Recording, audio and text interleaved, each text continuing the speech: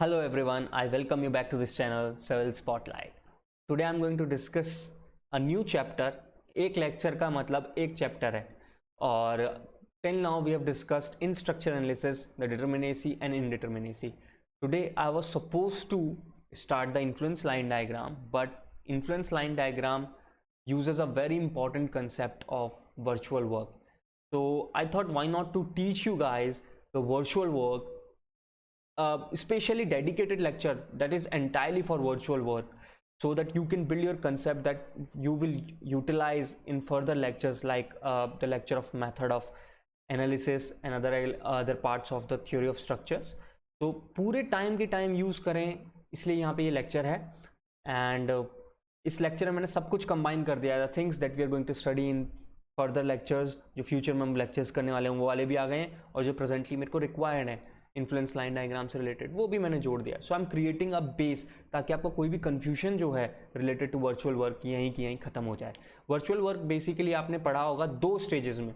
जब हम civil engineers की बात करते हैं तो एक हम पढ़ते हैं जब फर्स्ट ईयर में हमें मैकेनिक्स पढ़ाई जाती है, तो मैकेनिक्स के पॉइंट ऑफ व्यू से वो प्रिंसिपल ऑफ वर्चुअल वर्क क्या है, और civil engineering point of view से वर्चुअल वर्क क्या है, यानी कि रिजिड बॉडीज और डिफॉर्मेबल बॉडीज का प्रिंसिपल ऑफ वर्चुअल वर्क अलग अलग है वो, और वो किस तरीके से अप्लाई होता है. उन दोनों का नाम यही है, प्रिंसिपल ऑफ वर्चुअल वर्क या वर्चुअल वर्क प्रिंसिपल, यही नाम से आपको देखने को मिलेगा. बट आपको वो क्लियरली एक ही जगह पे समझ में आए, क्योंकि वो हम एक साल पहले पढ़ते हैं, फिर दूसरे साल कुछ और पढ़ते हैं, समझ नहीं आता, बच्चे बड़े कंफ्यूज होते हैं. तो मैं कंफ्यूजन दूर करने के लिए सब कुछ यहीं पे करा देता हूँ.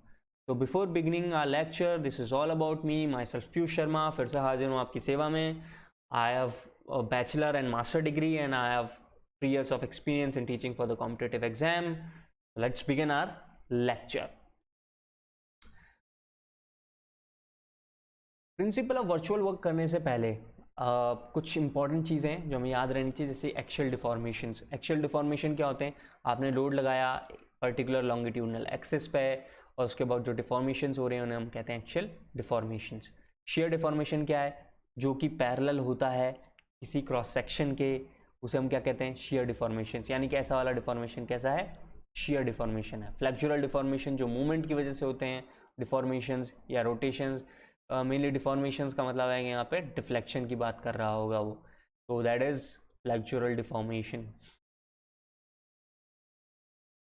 अब हम बात करते हैं, ये इंपॉर्टेंट चीज़ थी जो रिवाइज करानी थी मुझे, क्योंकि इनकी बेसिस पे अपन आगे चलेंगे, तो वो करवा दिया. आगे हम बात करते हैं. सबसे पहले वर्चुअल वर्क से पहले वर्क डन मैं आपको बता दूं. वर्क डन हमने जो बेसिक डेफिनेशन पढ़ी वही मैं याद दिला रहा हूँ आप लोगों को. कोई भी बॉडी है जो यहाँ पे गिवन है, देखो ये गिवन है, इसको हमने डिस्प्लेस किया है ds इन दिस डायरेक्शन, और उसके बाद फोर्स लग रहा है किसी थीटा पे f. तो वर्क डन क्या होता था? हमने कहा था सर डॉट प्रोडक्ट होता है फोर्स का और डिस्प्लेसमेंट का, तो f dot ds that is f ds cos theta. अब ये थीटा की वैल्यू 0 हुई तो cos थीटा 1 हो गया, और 90 डिग्री हो गई तो वर्क डन 0 हो गया. ये सब हमने पढ़ाई है, तो वही सिस्टम लिखा है, ds से डिस्प्लेस करा, यहाँ पे लिख दिया. अब मैंने जो बात बोली थी वो स्पेशली यहाँ नोट कराई, क्योंकि वर्क डन की जो फॉर्मूला है वही हम वर्चुअल वर्क में भी यूज़ करेंगे, पर सिचुएशन कैसी होगी वो हम नीचे बताएंगे.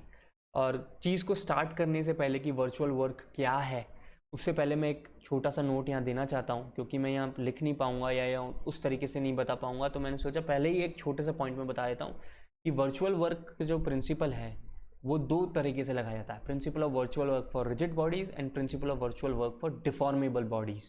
तो रिजिड बॉडीज क्या है? हमने पढ़ा था स्ट्रेंथ ऑफ मटेरियल के लेक्चर में, जिसके अंदर मैंने आपसे सीधा सीधा कहा था कि भाई ऐसी बॉडीज जिनके अंदर कोई भी डिफ्लेक्शन नहीं हो रहा है, कोई डिफॉर्मेशन नहीं हो रहा है, कोई रोटेशन नहीं हो रहा है, कोई भी मूवमेंट आ रहा है, वो एक एंड से दूसरे एंड तक उसको ईजिली ट्रांसफर कर पा रहे हैं, तो ऐसी बॉडीज़ को हम क्या कह रहे थे? रिजिड बॉडीज़ कह रहे थे, है ना. And principle of virtual work for deformable bodies, civil engineering में जैसे आप देखते हैं कोई भी लोड लगाएंगे तो हम पढ़ ही चुके हैं, डिफ्लेक्शन ऑफ बीम होता है, तो वो कैसी हो गई? Deformable bodies. जैसे आप ये लोड हटाओगे वापस से अपनी पुरानी शेप रीगेन कर लेंगे. तो इलास्टिक डिफॉर्मेशन की बात हो रही है यहाँ पे, प्लास्टिक की नहीं हो रही है. तो अब बात करते हैं, स्टार्ट करते हैं virtual displacement and virtual work के प्रिंसिपल को. सबसे पहली बात तो इसको दिया था बर्नौली. एक तो यही क्वेश्चन आपको देखने को मिल जाएगा, इसलिए मैंने ग्रीन में अलग से लिख दिया. मैंने कहा टाइप करने से अच्छा है बाय हैंड लिख दूँ इस पॉइंट को, बड़ा इंपॉर्टेंट पॉइंट है. बर्नौली ने नियर अबाउट 1700 और 1800, 1799 यानी 1800 के आसपास दे दिया था. उसने कहा था if a body is in equilibrium of forces, देखो बड़े मैं जो यहाँ वर्ड्स लिखता हूँ ना, बड़े चुने हुए, बड़े सधे हुए और बिल्कुल टू द पॉइंट होते हैं। तो जो मैं यहाँ लिखा होता हूँ वो तो आप लिखो ही लिखो, और जो मैं बोल रहा हूँ वो आप सुनो, क्योंकि जो मैंने यहाँ लिखा है ना उससे ज़्यादा आगे आपको कहीं 25 ईयर्स ऑफ गेट, ESE और SSC में नहीं मिलेगा। इसलिए आप बस इन चीज़ों को बहुत ध्यान से सुनो, लिखो और करते रहो, ठीक है ना।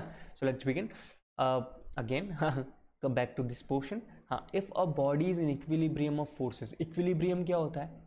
इक्विलिब्रियम होता है कि सर सारे के सारे फोर्सेस के कंपोनेंट आपस में कैंसिल आउट हो जाएंगे, नेट फोर्स होगा जीरो। यही तो हमने पढ़ा था, वही बचपन की डेफिनेशन उठाई है। If body is in equilibrium of forces, यहाँ फोर्सेस लगाए मैंने F1, F2, F3, F4, ये लिखा भी है, एक्सटर्नल फोर्सेस है और इनका रिजल्टेंट है FR। और अगर ये इक्विलिब्रियम में है तो ये रिजल्टेंट फोर्स क्या होना चाहिए? जीरो होना चाहिए sir. Then resultant force is zero. यही बोलता आया हूँ, यही कहता आया हूँ, यही कर रहा हूँ। तो बर्नौली ने यही बोला, अगर कोई एक बॉडी इक्विलिब्रियम ऑफ फोर्सेस में तो उसका रिजल्टेंट क्या होता है? जीरो होता है। पर अभी उसके लिए FR से उसको डिनोट करते हैं, ठीक है। तो यही बात मैंने लिख दी, FR is equals to zero. Work done क्या होगा? वर्क डन होगा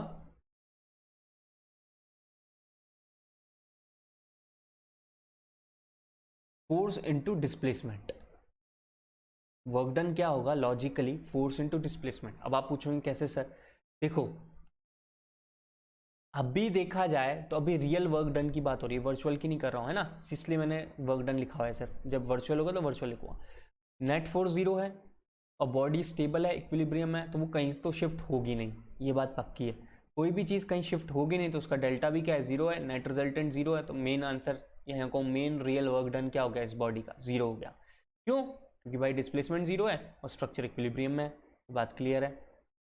अब बात करते हैं कि बर्नौली अंकल ने क्या गेम खेला। उन्होंने बोला आप तो ये मान लो सर, कोई भी बॉडी है, वो जो हमने ऊपर देखी थी वही बॉडी इक्विलिब्रियम ऑफ फोर्सेस पे, आप उसको कोई भी एक इमेजिनरी इन्फिनिटीसिमल क्या होता है? बहुत स्मॉल, बहुत ही स्मॉल, इतना छोटा कि वो टेंडिंग टू जीरो होता है, ऐसी चीज़ों को इन्फिनिटीसिमल स्मॉल या डिस्प्लेसमेंट कहते हैं, ठीक है ना।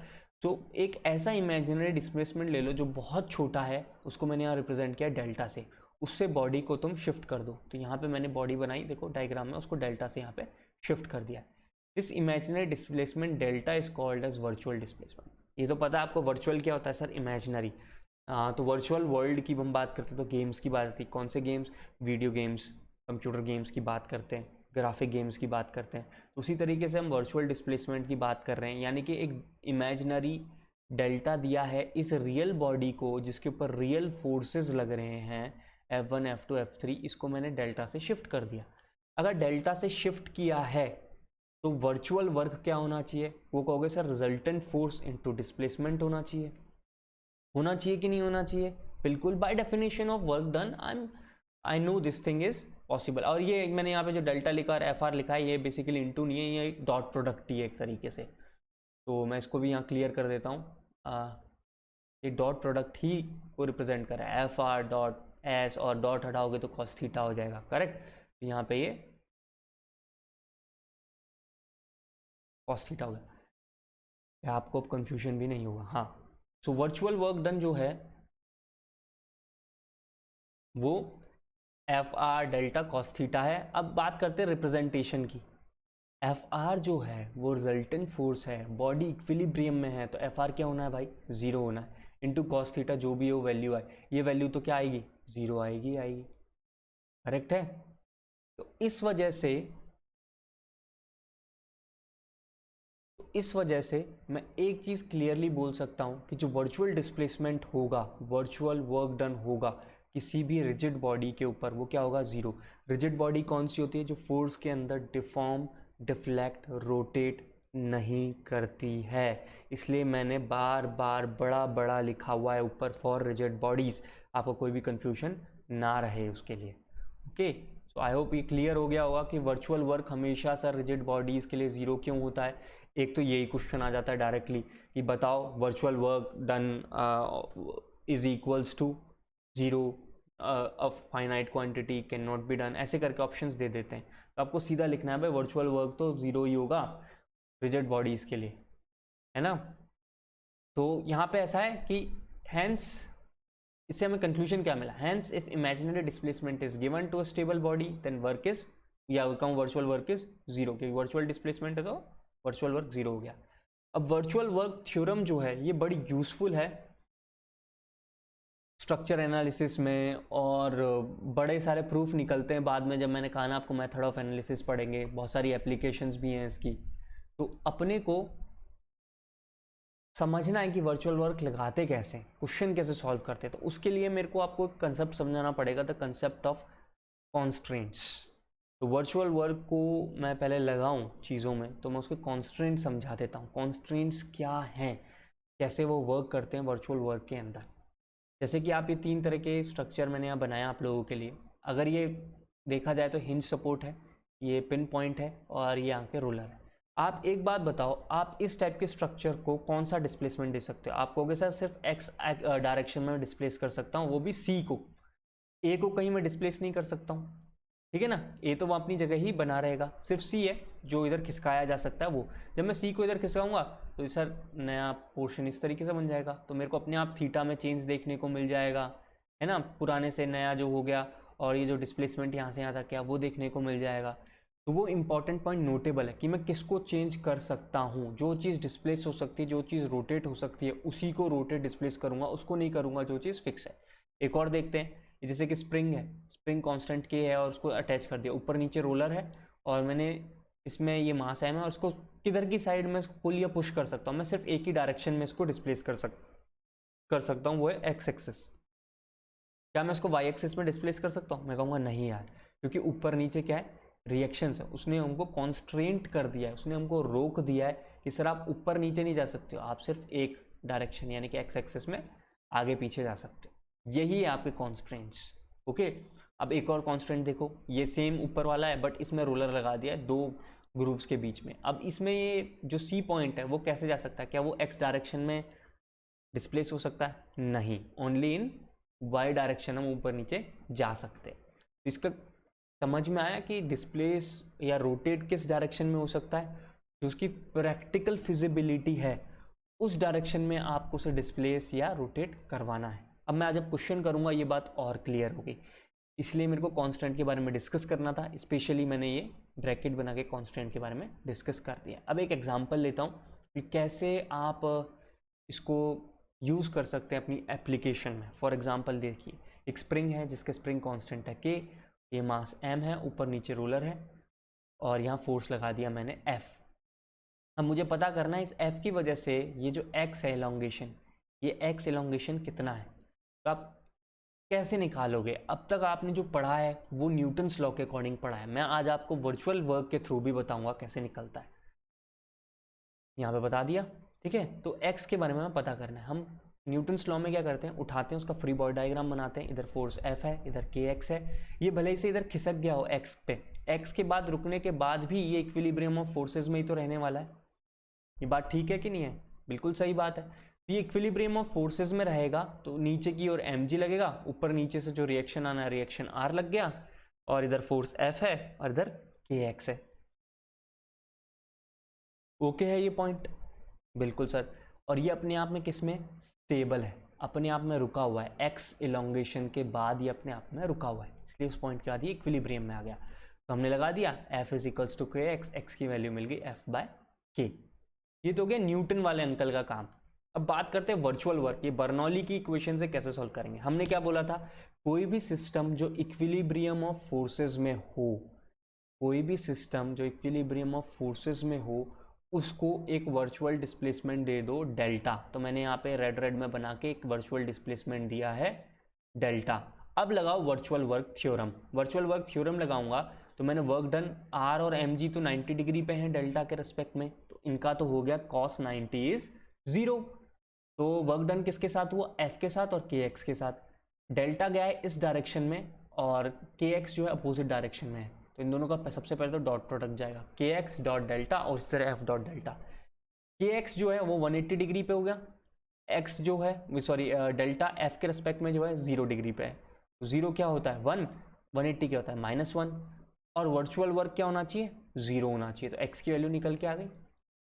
आप कहोगे सर इतनी मेहनत करवा रहे हो, इतना लिखवा रहे हो, कितना बढ़िया न्यूटन्स लॉ चल रहा था, हमने 12th में भी इससे कर लिया, हमारी पूरी मैकेनिक्स भी इसी में निकल गई है। मैं कहूँगा बिल्कुल बेटा, बट जो तुम्हारा ये वर्चुअल वर्क है ना, ये बहुत बहुत इंपॉर्टेंट है। इसके बिना मतलब इसको अंडरस्टैंड किए बिना अगर तुम थ्योरी ऑफ स्ट्रक्चर पढ़ रहे हो या स्ट्रक्चर एनालिसिस पढ़ रहे हो, भाई बहुत परेशान हो जाओगे। इसलिए मैंने स्पेशली डेडिकेट किया ये लेक्चर। अब आते हैं आगे वाले पॉइंट पे एक और बार। अब मैं तुम्हें बताना चाहता हूँ कि यार इसको तुम रिएक्शन में कैसे लगाओगे। अभी मैंने छोटा सा एग्जांपल दिया स्प्रिंग वाला, वो बच्चों वाला था, मैकेनिक्स वाला। अब थोड़ा सिविल वाला भी देखो, थोड़ा सा यार भीम भीम लगा दिए तो कैसे निकालोगे सर, है ना। मेरे को एक एग्जांपल देना था, जैसे कि सिंपली सपोर्टेड बीम है, किसी भी ए और बी पे हमने एक कॉन्सेंट्रेटेड लोड लगा दिया है पी। हमसे बोला जा रहा है आर ए आर भी निकाल दो। हम न्यूटन्स लॉ लगाते हैं sir, summation of vertical forces zero, summation of movement zero, और उसके बाद आर ए आर भी हम निकाल लेते हैं। यही हमें सिखाया गया है, यही मैंने यहाँ पे किया भी है। But principal of virtual work से कैसे करोगे वो देखो। प्रिंसिपल ऑफ वर्चुअल वर्क क्या कहता है, अगर एक बॉडी जो है वो इक्विलिब्रियम ऑफ फोर्सेस में है, जो बिल्कुल सिंपली सपोर्टेड इस वाली बीम में है, उसको वर्चुअली डिस्प्लेस कर सकते हो, उसको वर्चुअली रोटेट कर सकते हो। तो मैंने क्या किया, मेरे को आर भी निकालना है, आर ए नहीं निकालना। अगर मैं इसको उठाता ना तो मेरे को इसके अंदर भी डेल्टा आ जाता, इधर भी डेल्टा आ जाता। थोड़ा श्याणीपंथी में, जैसे ये क्या है, एक्सपीरियंस के साथ आती है श्याणीपंथी कि अपन कैसे अप्लाई करें वर्चुअल वर्क।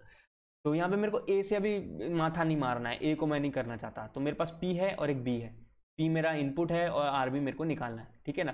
तो मैंने कहा चलो एक काम करते हैं, बी पॉइंट पे जो बीम है इसको मैं डिस्प्लेस कर देता हूँ by delta, by not displacing the point A from its position. यानी कि पॉइंट ए जो है वो अपनी जगह पे बना हुआ है, उस डेल्टा पे यहाँ पे डिस्प्लेस करने की वजह से यहाँ जो रोटेशन होगा वो डेल्टा थीटा हो गया है, और जो पी पॉइंट है उसके बिलो जो डिस्प्लेसमेंट है उसको डेल्टा पी से मैं डिनोट कर रहा हूँ, ठीक है। तो यही चीज़ मैंने यहाँ पे लिखी हुई है। तो प्रिंसिपल ऑफ वर्चुअल वर्क क्या कहेगा, वो कहेगा sir R B into delta, आपने ऊपर किया है ना, तो R B into delta cos 0 degree. But जो पी और डेल्टा पी है, पी का फोर्स है नीचे, आपने डिस्प्लेसमेंट दे दिया ऊपर 180 डिग्री हो गया, इसलिए माइनस का पी इंटू डेल्टा पी हो जाएगा। मैं कहा बिल्कुल भाई।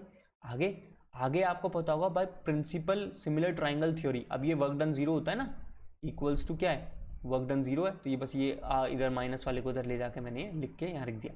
अच्छा, by principle of similar triangle theory, ये डेल्टा है, डेल्टा पी है, ये कितने पे था सर, ये ए पे था, ये पूरा कितना ए प्लस बी पे है, तो वही लिख लिया delta divided by A plus B, delta P divided by A. तो डेल्टा पी को रिप्लेस कर देता हूँ, आई गॉट आर बी, यानी कि रिएक्शन एट बी मिल गया। इसी तरीके से मेरे को रिएक्शन एट ए निकालना है, तो मैं बी के पॉइंट पर रख के यहाँ डेल्टा मार दूंगा और पी का फिर से वर्क डन देख लूंगा।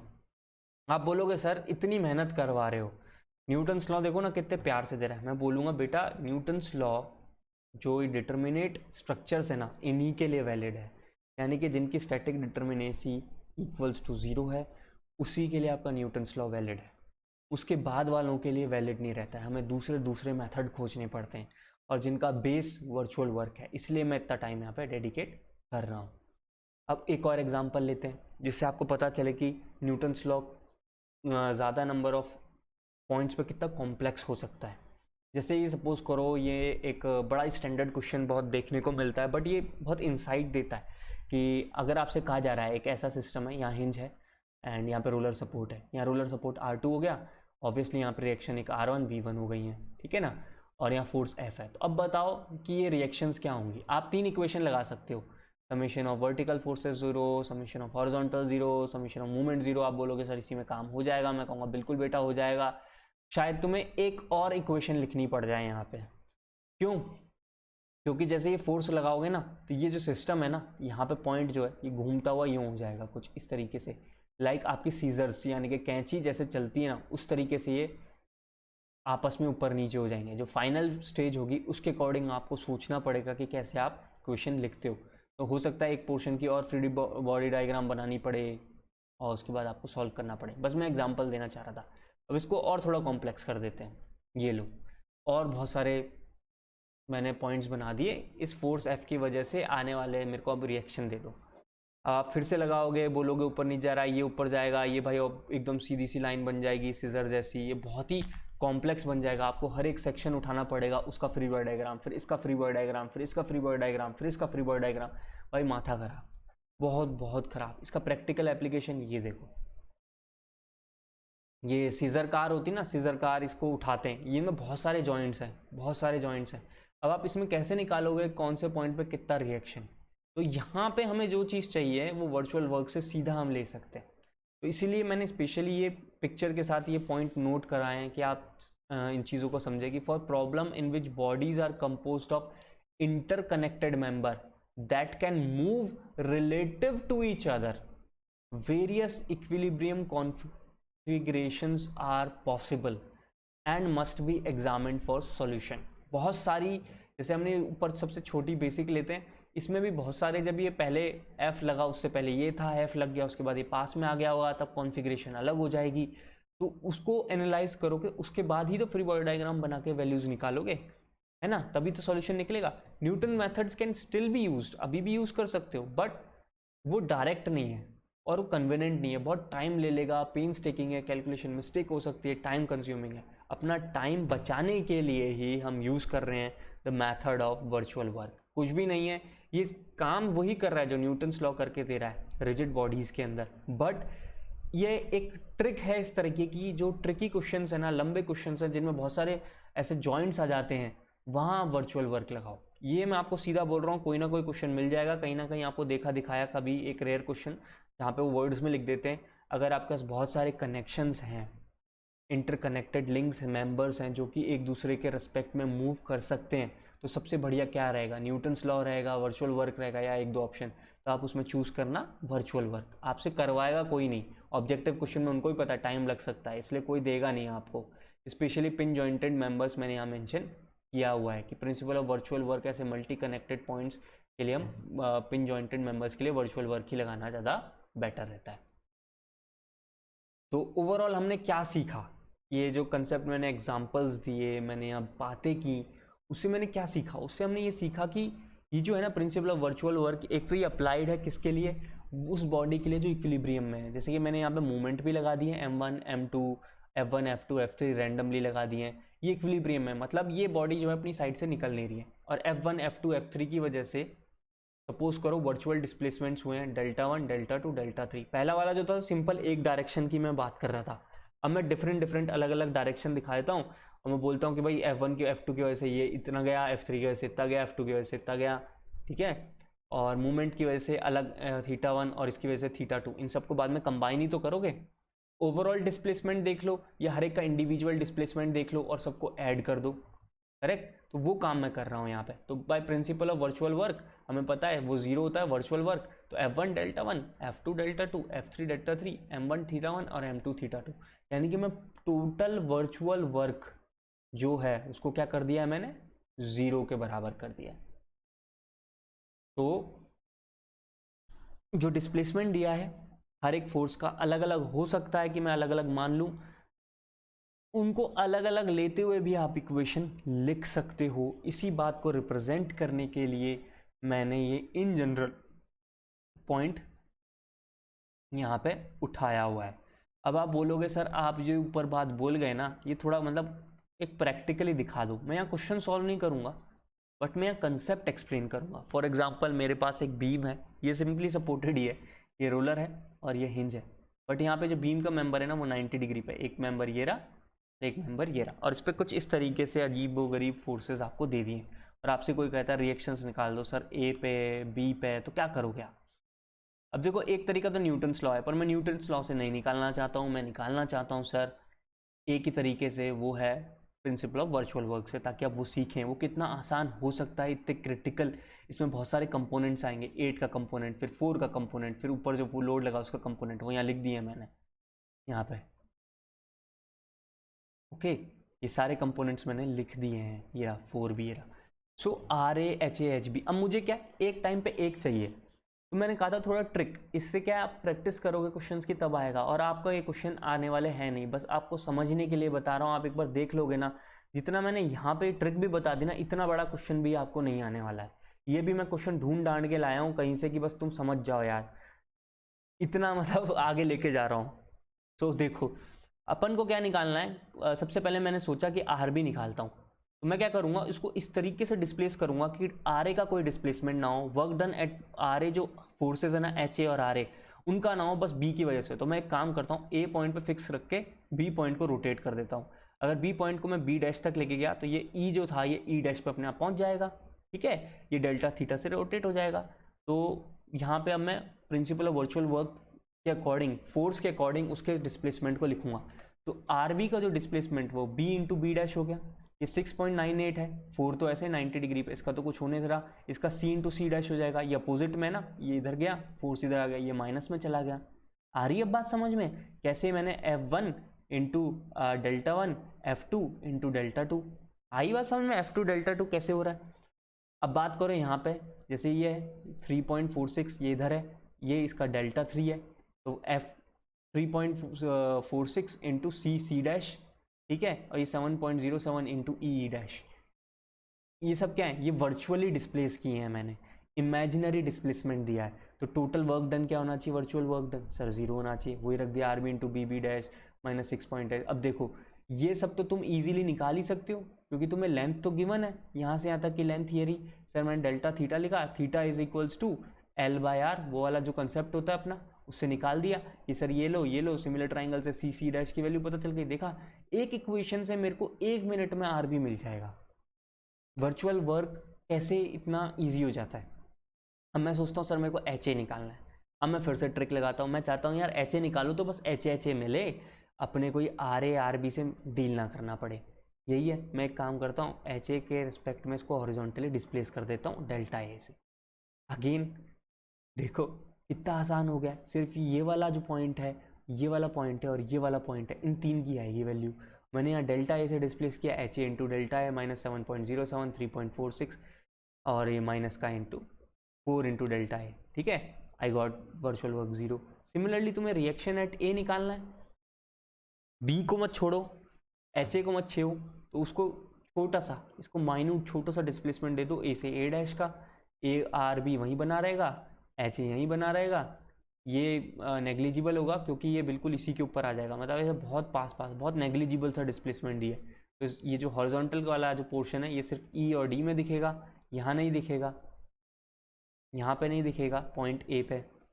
और इस तरीके से जैसे ऊपर वाले सॉल्व किए थे वैसे मैंने इसको सॉल्व कर दिया। तो आप समझ में आया कि कितना आसान हो जाता है वर्चुअल वर्क से रिएक्शन निकालना फॉर कॉम्प्लेक्स स्ट्रक्चर्स, जो कि न्यूटन्स लॉ से थोड़ा डिफिकल्ट हो सकते हैं। तो ये तो हो गया application of virtual work for rigid bodies. अब हम बात करते हैं virtual work principal for deformable bodies. देखो सच बात ये, सिविल इंजीनियरिंग में आप डील करने वाले हो ऐसी बीम जिस पे कोई लोड लगा दिया है, ये लगा दिया, तो वो डिफॉर्म होती हैं, वो इलास्टिकली डिफॉर्म होती हैं सर। तो वो जो डिफॉर्मेशन होता है उसके अकॉर्डिंग हम प्रिंसिपल ऑफ वर्चुअल वर्क को कैसे लगाएंगे वो बताओ, ठीक है, वो देखते हैं। ये देखो प्रिंसिपल ऑफ वर्चुअल वर्क के नाम से ही है, आपको मिलेगा भी इसी तरीके से। और वो इतने नालायक हैं बुक वाले, बहुत कम बुक्स और बहुत कम मैं कहूँगा नोट्स के अंदर आपको क्लियरली लिखा रहता है वो for deformable bodies and for rigid bodies. तो मैंने यहाँ पे सब कुछ एक ही जगह इकट्ठा करना है, तो मुझे तो इसलिए क्लियर लिखना था। तो मैं वर्चुअल वर्क की बात कर रहा हूँ फॉर डिफॉर्मेबल बॉडीज, जो कि सिविल इंजीनियरिंग परसेप्शन से बहुत इंपॉर्टेंट है। तो वर्क, सपोज करो कोई एक छोटी सी बीम ले लो यार, अपन बिल्कुल बेसिक पे चलाते हैं, जिसपे एक्शियल लोड लगा दो P, इस P की वजह से ये डिफॉर्म होगी डेल्टा, इलास्टिक डिफॉर्मेशन है, ध्यान रखना, यानी कि P हटाया वापस से अपनी पुरानी पोजीशन रीगेन हो गई। तो work caused by the external force P is called external work done, ये तो सभी को पता है, और इसको मैं WE से रिप्रेजेंट कर रहा हूँ। इन एनी क्लोज्ड सिस्टम, ये मेरा क्लोज्ड सिस्टम है, energy can never be created nor be destroyed, यही तो कंजर्वेशन ऑफ एनर्जी, ठीक है। दिस एनर्जी जो ये मैंने वर्क किया है पी ने इसके ऊपर, ये कहीं ना कहीं तो जाएगी, ये कहीं ना कहीं तो जाएगी, तो ये कहाँ जाएगी, in a structural system that is deformed slowly. मैंने आपको बताया था जब मैं आपको ये पढ़ा रहा था, स्ट्रेन एनर्जी बहुत धीरे धीरे डिफॉर्म करता है, यही बताया था। सडन डिफॉर्मेशन का अलग समझाया था कंसेप्ट, एंड स्लो डिफॉर्मेशन का अलग समझाया था। So that deforms slowly. The external work energy is typically stored as strain energy in structural member. जो आपने एक्सटर्नल वर्क किया है ये बॉडी के अंदर एज स्ट्रेन एनर्जी कैसे हो जाएगी, स्टोर हो जाएगी। तो स्ट्रेन एनर्जी क्या हुई, इंटरनल एनर्जी हुई या इंटरनल वर्क डन हो गया, आप कह सकते हो इसको। उसको मैं WI से लिख रहा हूँ और एक्सटर्नल एनर्जी को WE से लिख रहा हूँ। अभी एक बात तो पक्की है, बाय कंजर्वेशन ऑफ एनर्जी हमें पता है कि external work done is equals to internal work done. ये तो सबको पता है, बिल्कुल बेसिक वाला पार्ट है, वही लिख रहा हूँ। Work done by external load is work done by internal load. Internal load कौन सा है, स्ट्रेन एनर्जी, ठीक है ना। बार बार लिख रहा हूँ मैं ये चीज़ें ताकि आप कोई कन्फ्यूजन ना रहे। Work done by internal load, external load लगाए तो एक इंटरनल फोर्स उसमें जनरेट होता है, उसकी वजह से जो वर्क डन है उसको इंटरनल वर्क डन कह रहे हैं, और वो बेसिकली स्ट्रेन एनर्जी ही है। अब सिविल में हमें डील करना है डिफॉर्म्ड बॉडीज से, ये मैंने वो डिफॉर्म्ड बॉडीज भी बना दी। अब आता हूँ मैं वो प्रूफ पे, ऑल्दो मैं आपको हमेशा कहता हूँ मैं प्रूफ नहीं दूंगा, पर इस बार मैं, क्योंकि ये 2 लाइन का ही प्रूफ है इसलिए मेरे को समझाने के लिए बहुत ज़रूरी है कि मैं इस प्रूफ को यूज़ करूँ। ऑल्दो आपको बुक्स में ये प्रूफ इस तरीके से मिलेगा भी नहीं, उन्होंने तो बहुत गंदे तरीके से समझाया है। उन्होंने तो P1 P2 P3 P4 P5 जाने क्या क्या लगा दिए हैं, और बड़े बड़े 3 पैरा में लिख देते हैं, बच्चों को समझ ही नहीं आता है, वो भागते रहते हैं सर ये क्या लिख दिया क्या लिख दिया। तो मैंने सोचा कि मैं खुद एक छोटी सी चीज़ लेके आपको समझाऊं। तो वो देखिए, हमने यहाँ पे एक रियल फोर्स की बात करेंगे, PR, रियल है ना R, तो इसका PR, ओके, ये अप्लाई करना है, जिसकी वजह से जो रियल डिस्प्लेसमेंट होगा वो है डेल्टा R। अब इसकी वजह से इंटरनल फोर्स अराइज होता है, वो है PR डैश, और इस PR डैश की वजह से जो इंटरनल डिफॉर्मेशन होगी वो होगी डेल्टा R डैश। मतलब रियल के लिए R डैश का मतलब है इंटरनल, ओके। जो वर्चुअल है उसके लिए वर्चुअल का V, तो उसका डिस्प्लेसमेंट भी V, और इंटरनल है तो PV dash and internal deformation delta V dash मैं यहाँ डिनोट कर रहा हूँ। जनरली बुक्स में आपको ये PV की जगह यूनिट लोड लिखते हैं, मैं इसलिए नहीं लिखता, बच्चे फिर सोचते हैं सर अच्छे से नहीं समझ में आया। PV को एंड में 1 किलो न्यूटन से रिप्लेस कर देना, कोई दिक्कत नहीं है, पर अभी मैं PV लेके ही सॉल्व करूँगा। जो ऊपर पढ़ा है ना वही ले रहा हूँ, बहुत सिंपल ले रहा हूँ। आप यहाँ पे ये ले लीजिए, PV है, ये डेल्टा V है, यानी कि वर्चुअल, सबसे पहले let us first apply the virtual load. मैंने वर्चुअल लोड लगा दिया, वर्चुअल लोड लगाऊंगा तो एक्सटर्नल वर्क डन होगा। एक्सटर्नल वर्क डन का आपको याद है ग्राफ ये रहा, और इंटरनल वर्क डन का ग्राफ भी ऐसा ही होगा, और area under both the curve work done है, और ये दोनों बराबर हैं, तो half PV delta V is equals to half PV dash delta V dash. इसमें तो कोई डाउट नहीं होना चाहिए हमको, external and internal, okay sir.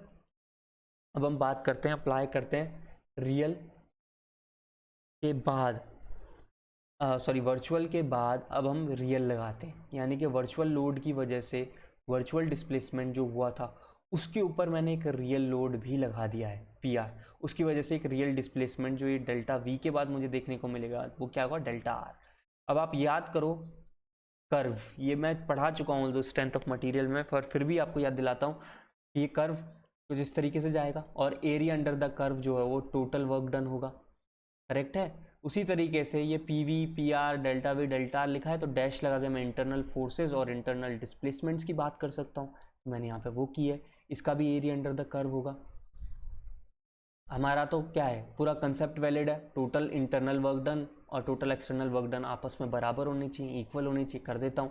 तो ये वाला तो मुझे पता है ना, half into PV dash delta V dash, ये लिख दिया, तो ये क्या है, half PV dash delta V dash, ये लिख दिया सर। ये वाला जो है इसको अलग लिख लेता हूँ, इसको अलग लिख लिया सर, और इसको अलग लिख के यहाँ करता हूँ PV dash delta R dash PV delta R, और ये वाला जो एरिया है और ये वाला एरिया है इनको अलग अलग लिख लेते हैं, half PR delta R, half PR dash delta R dash. आप कहोगे सर ठीक है, ये तो बिल्कुल आपने बच्चों वाला काम करते हैं, मैंने कहा हाँ। अब एक काम करो, ये जो वर्चुअल पहले लगाया फिर रियल लगाया, अब एक काम करो सिर्फ बीम के ऊपर एक रियल लोड लगाओ। सर ठीक है, रियल लोड लगा देते हैं, रियल लोड लगाएंगे तो डेल्टा R होगा, और वापस से जो ऊपर जैसा काम होता है दोनों की एनर्जी का ग्राफ ऐसा बनेगा, और दोनों की इक्वेशन से इक्वेट हो गया। अब ये जो 2 इक्वेशन है ना, इसमें 1 के ऊपर जाओ, 1 से आपको क्या मिल रहा है, ये हाफ PV डेल्टा V और ये PV dash delta V dash आपस में बराबर है, यानी कट जाएंगे ये, ठीक है सर, काट देते हैं, क्या दिक्कत है, ये लो सर काट दिया। सिमिलरली जो आपने थर्ड कंडीशन बताई थी सिर्फ रियल लगाओ, तो उसमें भी तो PR डेल्टा R और P डैश R और डेल्टा R डैश बराबर होंगे, कहूँगा हाँ यार, तो ये पीछे वाले भी कट गए, ये लो, तो बचा क्या, वो एरिया जो मैंने वहाँ पे रेक्टेंगल फॉर्म में रिप्रेजेंट किया था। ये देखो, यही तो मैंने किया था। ये वाला कैंसिल हो गया इससे, ये वाला कैंसिल हो गया इससे, तो इसका मतलब ये वाला और ये वाला क्या है, आपस में बराबर ही है। वैसे कंसेप्ट से ही पता चल जाता, मैं डायरेक्ट भी लिख सकता था, पर मैं आपको प्रूफ देना चाहता था, तो वो प्रूफ भी हो गया पूरा हमारा। अब इसमें ध्यान से देखना, मैं वर्ड्स में लिख रहा हूँ। ये क्या था, virtual force, external virtual load. ये क्या है, real displacement. External virtual load into real displacement, internal virtual load into internal real displacement. R आ गया ना। यही तो हमारा प्रिंसिपल ऑफ वर्चुअल वर्क है फॉर डिफॉर्मेबल बॉडीज। और इसमें मैंने आपको कहा था पीवी को बाद में आप 1 से डिनोट कर देना। 1 kilo Newton external load, imaginary load लगाया है, जिसकी वजह से ऑलरेडी एक रियल डिस्प्लेसमेंट हो सकता है, वो इंटरनल फोर्सेस के सम के बराबर इनटू रियल डिस्प्लेसमेंट इंटरनल के बराबर। ये आपको बुक्स में देखने को मिलेगा, बट इसकी मेन डेफिनेशन ये है। एक्चुअल में इसकी मेन डेफिनेशन तो ये है, जो प्रिंसिपल ऑफ वर्चुअल वर्क है for deformable bodies, work done by external load is equals to work done by internal load. आप इसी को चेंज करते रहते हो, डिफरेंट वेज में इसको अप्लाई करते रहते हो, और आप अपनी इक्वेशंस को, थ्योरम्स को बनाते रहते हो। तो अगर आपने डेल्टा की फॉर्म में देखा है, तो यही की ये चीज़ मूवमेंट की फॉर्म में भी तो अप्लाई हो सकता है। सिमिलरली हम मूवमेंट्स के बारे में भी यही बात कह सकते हैं, एम इंटू थीटा, ये एक्सटर्नल मूवमेंट है, समझ जाना, एक्सटर्नल वर्चुअल मूवमेंट है, ये इंटरनल वर्चुअल है, और ये डी थीटा क्या है, ये theta dash, sorry theta dash है, ये डी थीटा नहीं है, थीटा डैश, ये क्या है, इंटरनल रोटेशन है। तो principal of virtual work in rigid bodies हमें देता है कि वर्चुअल वर्क जो है, यानी कि वर्चुअल डिस्प्लेसमेंट की वजह से एफ आर इंटू डेल्टा 0 है, जबकि डिफॉर्मेबल बॉडीज का जो मेन निचोड़ है, जो मेन आउटपुट है, वो हमें देता है external work done is equals to internal work done. तो ये जो इंपॉर्टेंट पोर्शन था वर्चुअल वर्क का, मैं यहाँ पे सब कुछ कंबाइन करके ले आया हूँ। इससे ज़्यादा मैं इसलिए नहीं कर रहा हूँ क्योंकि वो अननेसेसरीली अभी मेथड ऑफ एनालिसिस के बाद किया जाए, या उस टाइम पे किया जाए जब वो लेक्चर 3 में स्टार्ट कर रहे होंगे, तब अच्छा रहेगा। But for now I think I have made my things very much clear कि हम रिजिड बॉडीज़ के, एक बॉडी को, यानी कि सिविल की ही कंसेप्ट है, अगर आप लॉजिकली देखें सिविल का ही कंसेप्ट है। एक ही बीम को उठाया मैंने, उसके अंदर मैं डेल्टा का वर्क कर रहा हूँ, यानी कि डिफॉर्मेशन की बात करने बैठ गया, ये जैसे सिंपली सपोर्टेड है। अगर मैं सिर्फ इसके रिएक्शन निकालना चाहता हूँ तो principal of virtual work for rigid bodies का कंसेप्ट लगाऊंगा। बट जब मैं ये वाला डेल्टा का कंसेप्ट लगा के पता करना चाहता हूँ कि हाँ भाई कितनी मेरी एनर्जी है अंदर, क्या हो सकता है, तो प्रिंसिपल ऑफ वर्चुअल वर्क लगाऊंगा फॉर डिफॉर्मेबल बॉडीज़। देखा, एक ही प्रिंसिपल है, क्योंकि इनमें क्या वर्चुअल लोड आता है, इसलिए नाम दोनों का सेम है, बट काम दोनों का अलग अलग है। वो चीज़ समझाने के लिए मैंने ये पूरा लेक्चर बनाया था। So this is all from my side for now, and next time we will be starting our portion that is influence line diagram, और उसके अंदर हम डायरेक्ट अब म्यूलर्स प्रेसलॉस प्रिंसिपल के बारे में खुल के बात कर पाएंगे और अच्छे से समझ पाएंगे। तो चलिए उसको देखेंगे नेक्स्ट टर्न पे, and till then keep revising, keep sharing this work, please keep giving me feedback so that I can improve myself. For now, that's all from my side. Thank you. God bless you all. And please don't forget to subscribe this channel and share it with your friends. Thank you. Thank you very much.